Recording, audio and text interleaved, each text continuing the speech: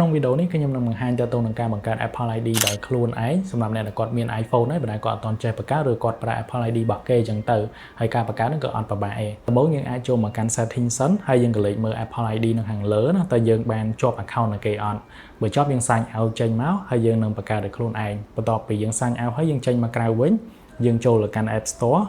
បងប្អូនអាចចូលទៅកាន់រូបមនុស្សនៅផ្នែកខាងលើណាហើយយើងចុចប៊ូតុងមួយមានឈ្មោះថា create new Apple account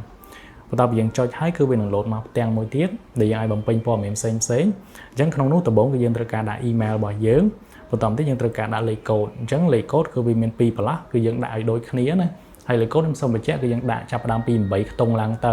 រួមមានអក្សរតូចអក្សរធំសញ្ញានិងលេខជាដើមដើម្បីឲ្យលេខកូដរបស់យើងសុវត្ថិភាពអញ្ចឹងទៅលើសូមធ្វើការបំពេញ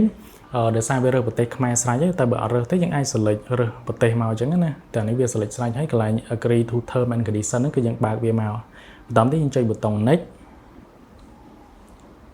បន្ទាប់ពីចុច next គឺយើងត្រូវការដាក់ឈ្មោះហើយនឹងថ្ងៃខែឆ្នាំកំណើតជាដើមបន្ទាប់ទៀតយើងចុចប៊ូតុង next ទៀតមកកន្លែងតង់នេះគឺវាមានជម្រើស3សំខាន់មែនទែនគឺបងប្អូនអាចរើសកន្លែងណាន់ដោយសារយើងអត់ប្រើជាមួយនឹង credit card អីផ្សេងៗតែយើងគឺយើងត្រឹមតែបង្កើតដើម្បីឲ្យយើងទាញយកកម្មវិធីបានអញ្ចឹងយើងរើសណាន់ខាងក្រោមហើយយើងត្រូវការបំពេញព័ត៌មានបន្ថែមទៀតរួមមានលេខផ្លូវលេខផ្ទះទីក្រុងpostcode អីជាដើមអញ្ចឹងណាមកដល់ចំណុចកន្លែង county នេះគឺវានឹងឲ្យយើងរើសខេត្តអញ្ចឹងរើសខេត្តក្រុងតាមនឹងមកលំសុំធ្វើការរើសភ្នំពេញខ្ញុំចុចតាន់postal code នេះសំខាន់មែនទែនបើយើងអត់ដឹងថា postal code ភ្នំពេញយើងមិនមែនទេបងប្អូនអាចសរសេរតាមដែលខ្ញុំដាក់នៅលើអេក្រង់ហ្នឹងមកបន្ទាប់ពីយើងបំពេញហើយយើងពិនិត្យមើលទៅហើយបន្ទាប់ពីត្រឹមត្រូវហើយយើងចុចប៊ូតុង next បន្ទាប់ពីចុច next គឺវានឹង load លេខទូរស័ព្ទឲ្យយើងអានេះដោយសារវាជាប់លេខហើយប៉ុន្តែបើអត់ទាន់ជាប់ទេយើងចុច choose a different number មកកាន់ផ្ទាំងកន្លែងលេខហ្នឹងគឺវាឲ្យយើងរើសប្រទេសដែរអញ្ចឹងណាគឺយើងរើស Cambodia មកដោយសារយើងលេខហ្នឹងលេខខ្មែរបង855ហ្នឹងបន្តមកទៀតក្បាលលេខរបស់យើងលេខប៉ុន្មានជាងយើងដាក់តាមហ្នឹងមកកន្លែងនេះគឺខ្ញុំ text កន្លែង text message ដើម្បីវាផ្ញើលេខកូដតាមលេខទូរស័ព្ទខ្ញុំអញ្ចឹងខ្ញុំរើសចំណុចខាងលើហើយខ្ញុំចុច next បន្តទៀតគឺយើងចាំ confirm ជាមួយនឹងលេខកូដដែលវាផ្ញើមកកាន់លេខទូរស័ព្ទរបស់យើងដែលយើងដាក់នឹងឯងអូខេអញ្ចឹងខ្ញុំទទួលបានលេខកូដហើយខ្ញុំបំពេញចូលខ្ញុំចុចប៊ូតុង verify ហើយគឺវានឹងត្រូវការ confirm តាមរយៈ email មកតង់ទៀតអញ្ចឹងលេខកូដមកតង់ទៀតហ្នឹងគឺនឹងផ្ញើចូលទៅកាន់ email ដែលយើងបានដាក់ពីដំបូងហ្នឹងឯងអញ្ចឹង email ហ្នឹងគឺជា email ដែលយើងប្រើប្រាស់រាល់ថ្ងៃណាឥឡូវខ្ញុំត្រឡប់ចូលទៅកាន់ Gmail របស់ខ្ញុំវិញដោយសារប្រើជាមួយ Gmail ហើយនេះជាលេខកូដដែលគាត់ផ្ញើមកខ្ញុំនេះ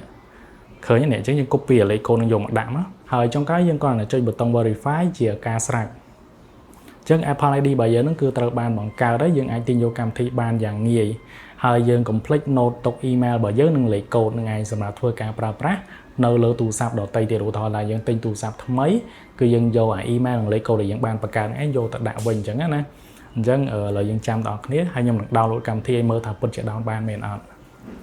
ឥឡូវវាពង sign in ជាមួយនឹង iCloud បងប្អូនឃើញវាដាក់ complete ទេយើងចុចប៊ូតុង continue មកឥឡូវយើងសាក download កម្មវិធីមួយខ្ញុំចូលទៅកាន់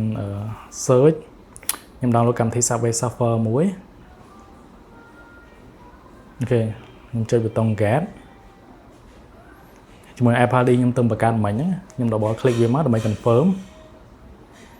យើងត្រឡប់មកក្រៅវិញជាមួយកម្មវិធីហ្នឹង download ទេនេះឃើញទេអ្នកពង download ទេនេះយើងអាច download ប្រើប្រាស់បានមែនទែនងាយស្រួលលឿនហើយរហ័សទៀតអរគុណច្រើនខ្ញុំនឹងជួបបងប្អូននៅវីដេអូក្រោយទៀត